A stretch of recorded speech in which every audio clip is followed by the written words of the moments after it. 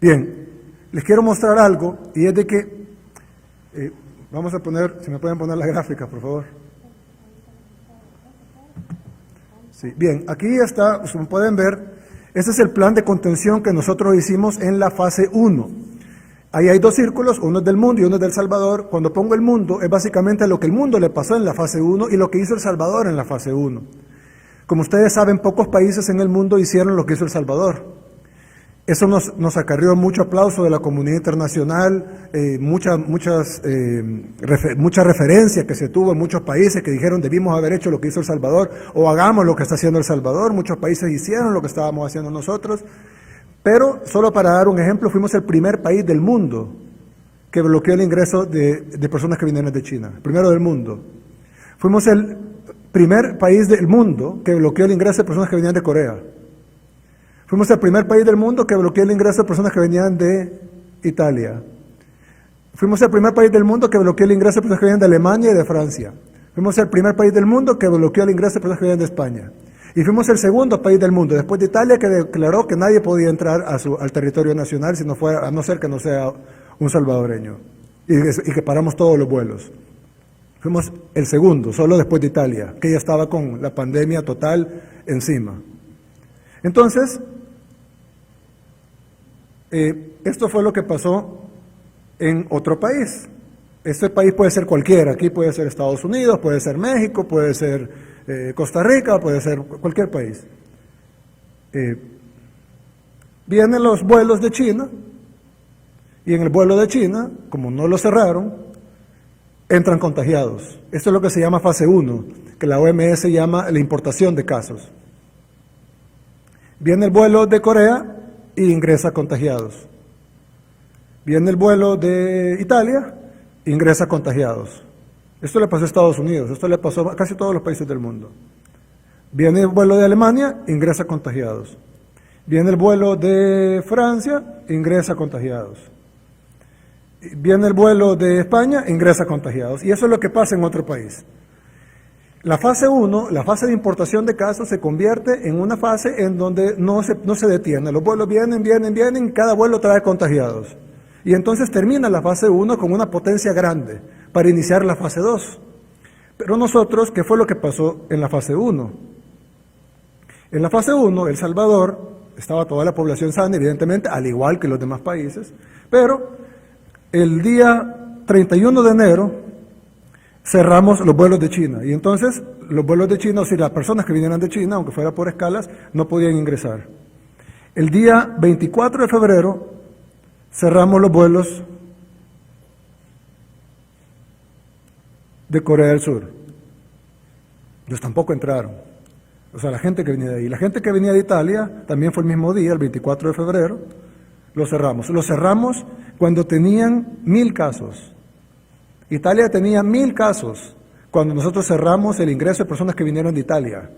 Ahora tienen 132.000 casos en Italia. 132.000. Y nosotros lo cerramos cuando tenían 1000. Francia, nosotros lo cerramos cuando llegaron a 1000. Ahorita tienen 98.000 casos. Entonces también cerramos el ingreso de las nacionalidades que tenían más probable infección. Cuando Alemania llegó a 1000 el mismo día, 7 de marzo, ahora tienen 103.000 casos, pero en ese tiempo tenían 1000, cerramos el ingreso de personas provenientes de Alemania. Cuando España llegó a 1000 casos, ahorita tienen 136.000 casos. La probabilidad, 136.000 confirmados, pero cuando tenían 1000 casos confirmados, nosotros cerramos el 9 de marzo, so pena de perder el vuelo de Iberia, cerramos España y bloqueamos ese ingreso.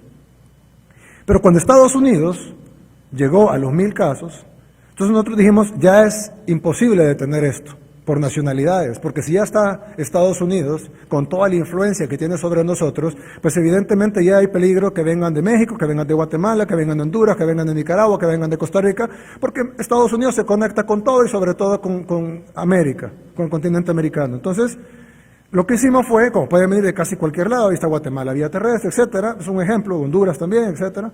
Lo que decimos fue cerrar todo el país. Y ahí ven el círculo rojo, que ya no es el bloqueo de cada persona que viene de cada país, sino que el bloqueo total de ingreso al país. Y fue lo que hicimos. Entonces, ¿dónde va toda esta gente? Porque la gente siguió viniendo en aviones, es decir, los vuelos siguieron viniendo. Pusimos la cuarentena, pero no cerramos el aeropuerto.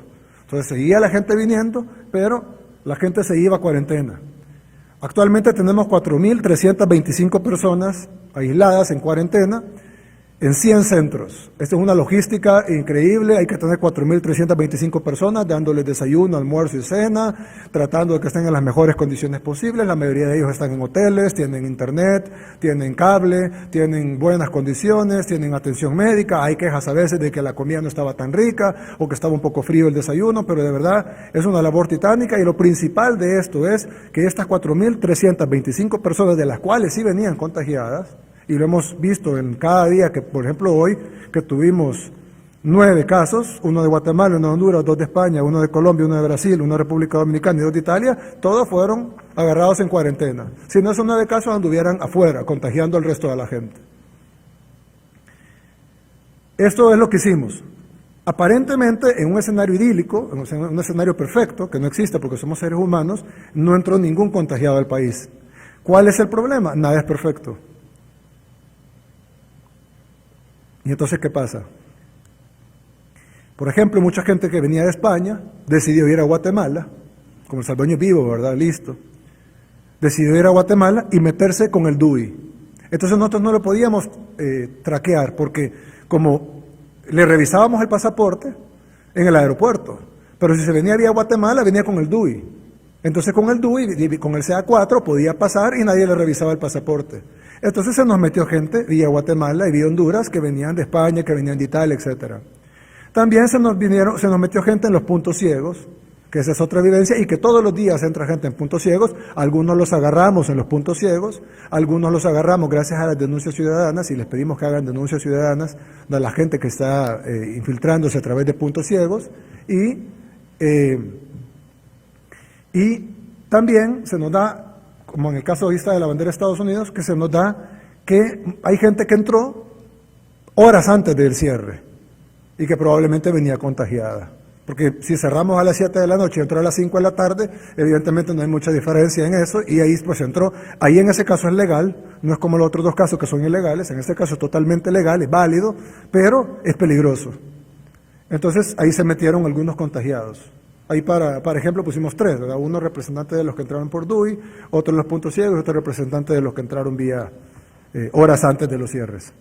Entonces tenemos un número de contagiados pequeño comparado a los demás países del mundo, pero así iniciamos nuestra fase 2. La gran diferencia es que el mundo inicia su fase 2 así. Y El Salvador, esto es representativo, evidentemente estamos hablando de millones de personas, y El Salvador inicia su fase 2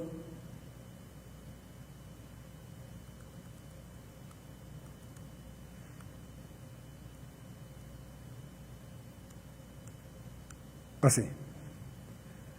Bien, entonces, ahora vamos a la fase 2. Normalmente los países no hacen nada en la fase 2. Es decir, hemos visto algunos países, por ejemplo Guatemala, puso restricciones en la fase 1, al igual que nosotros, un poco después, pero pusieron. Otros países también pusieron restricciones a los ingresos. Muchos países, me atrevería a decir, tarde o temprano pusieron alguna restricción en la fase 1. Hay países que no lo hicieron, de hecho todavía, caso de México o Nicaragua, no tienen ninguna restricción. Pero la mayoría de países pusieron algún tipo de restricción de fase 1. Ninguno en el mundo tan agresivo como en El Salvador, pero sí pusieron algunas restricciones de fase 1.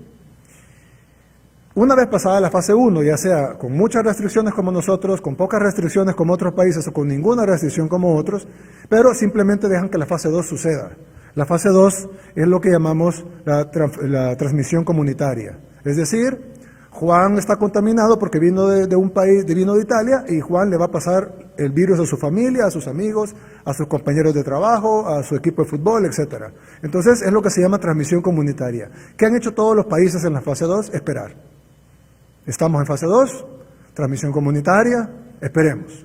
La gente se empieza a contagiar, al rango de 15 días más o menos empiezan los brotes fuertes, empiezan a llegar la gente al hospital, empiezan a tener 100 casos, 200, 400, 800, 1000, 2000, 4000, y entonces los hospitales se desbordan, empieza a morir gente, no da abasto, el sistema de salud colapsa, y eso es lo que ya en la fase 3, cuando ya es una epidemia generalizada.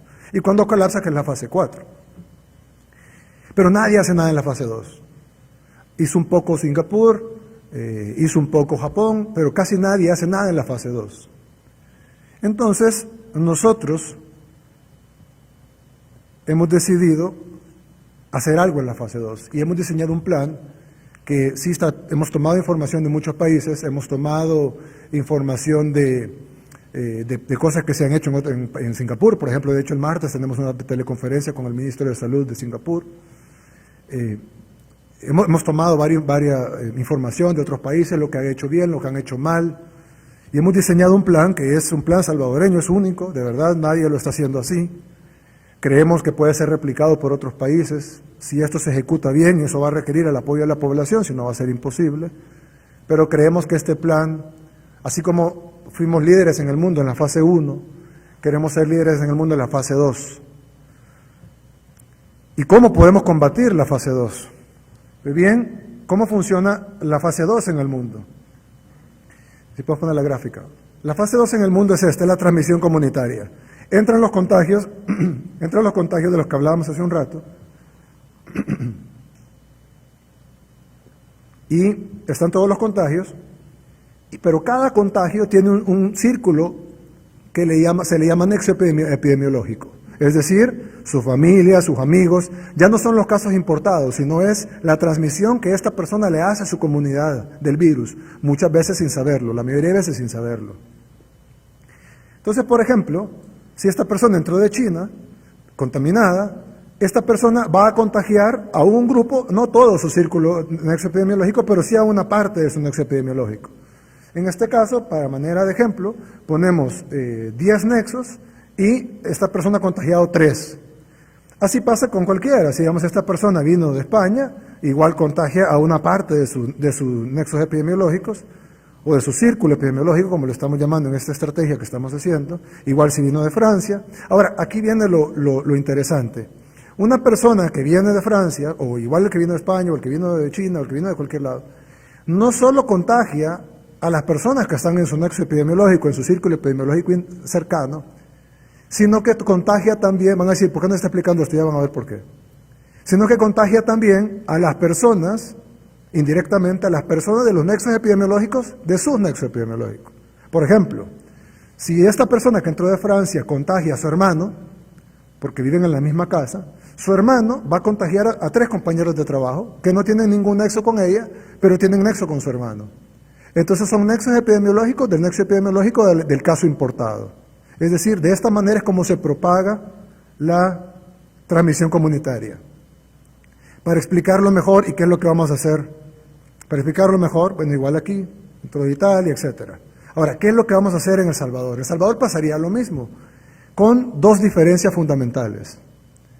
La primera diferencia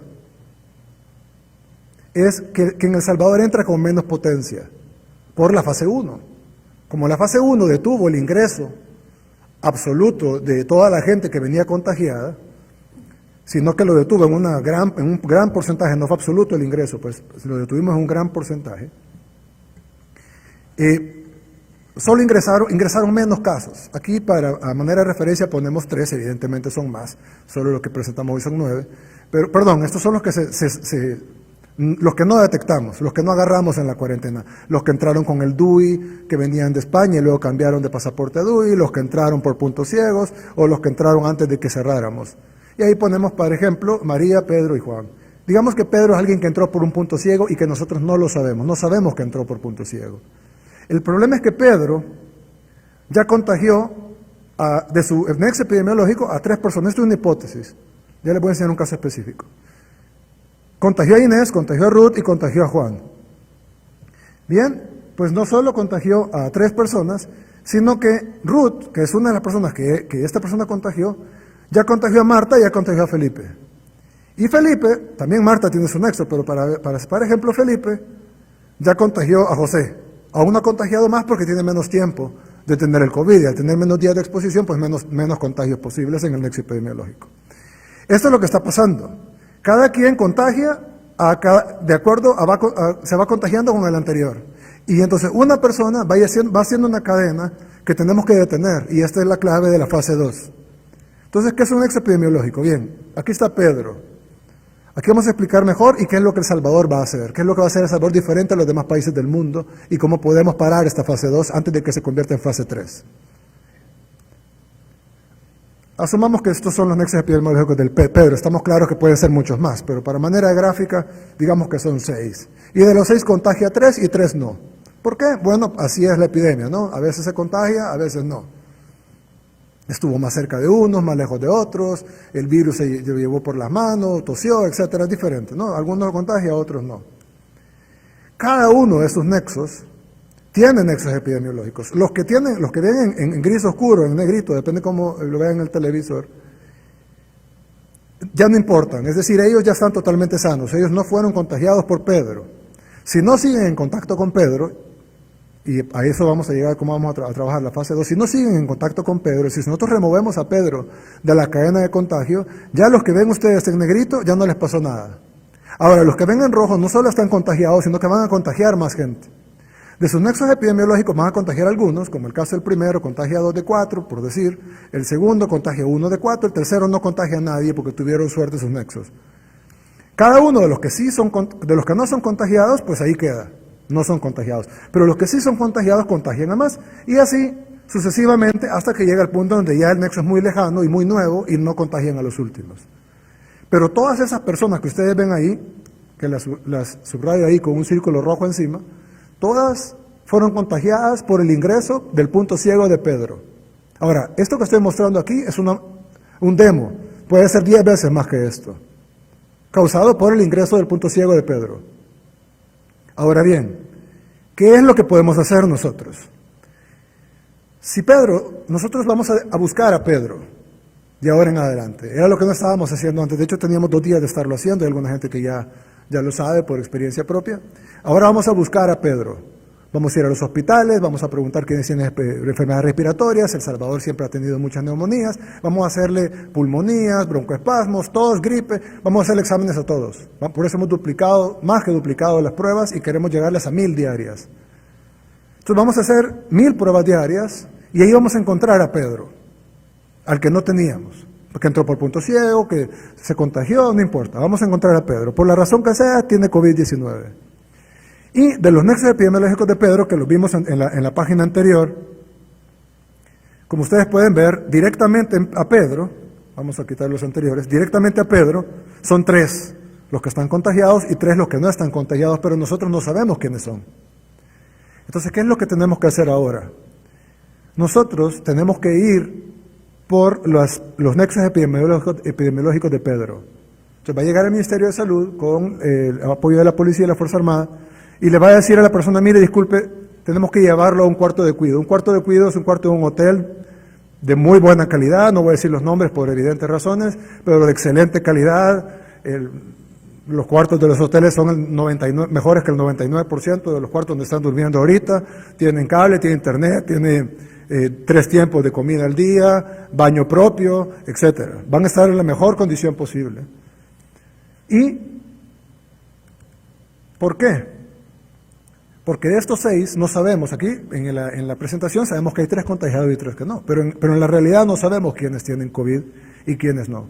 Entonces, la FAES, la PNC y el Ministerio de Salud juntos van a llevar a los 6. Pedro ya está en el hospital o ya está en el cuarto de cuidado, depende de su gravedad, pero los nexos epidemiológicos los vamos a llevar a un cuarto de cuidado a una cuarentena de 5 días.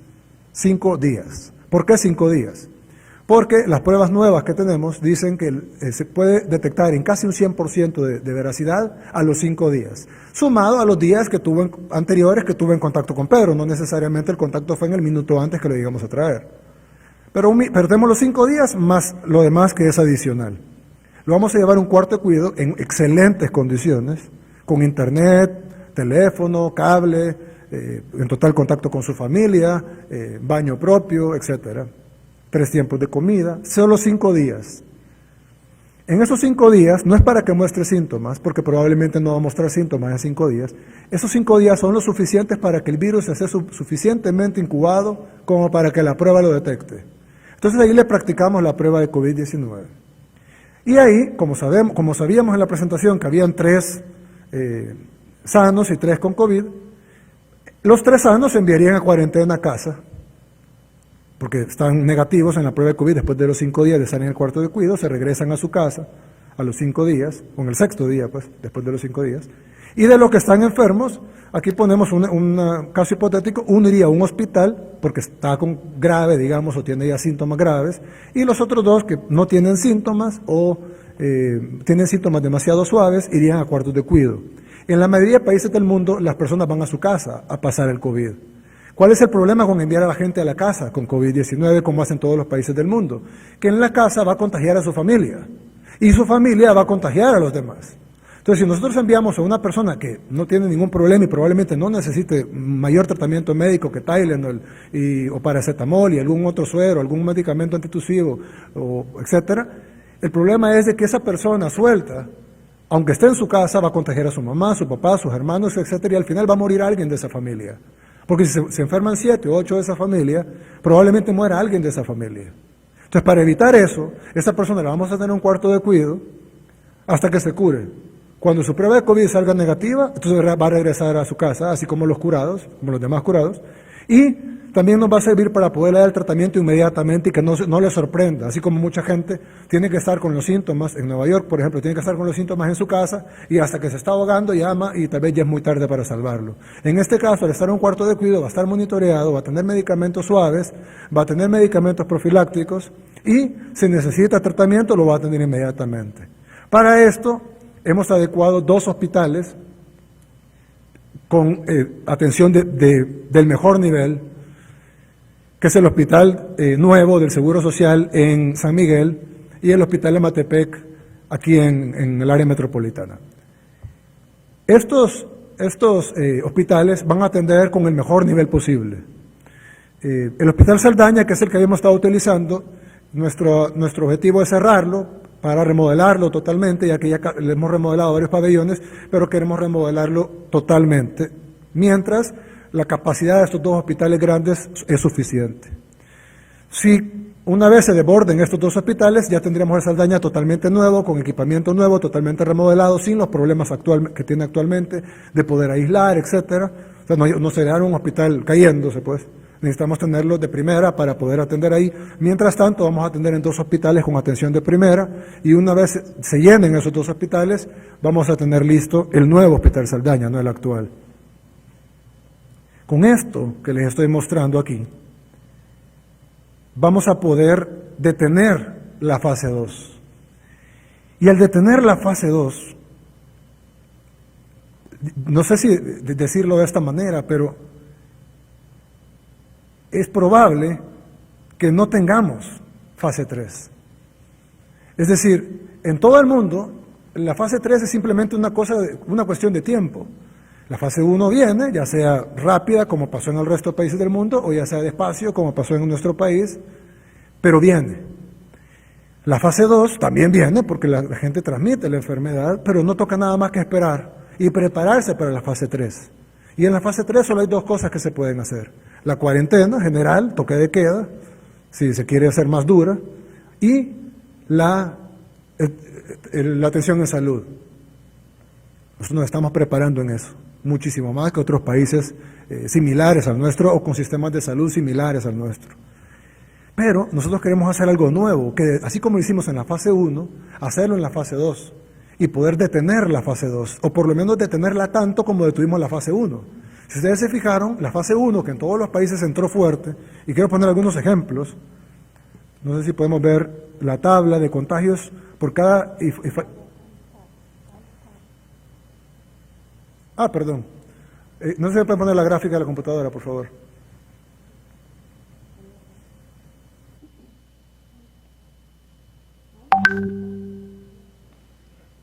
No, ahí está. Entonces, en la fase 3... perdón.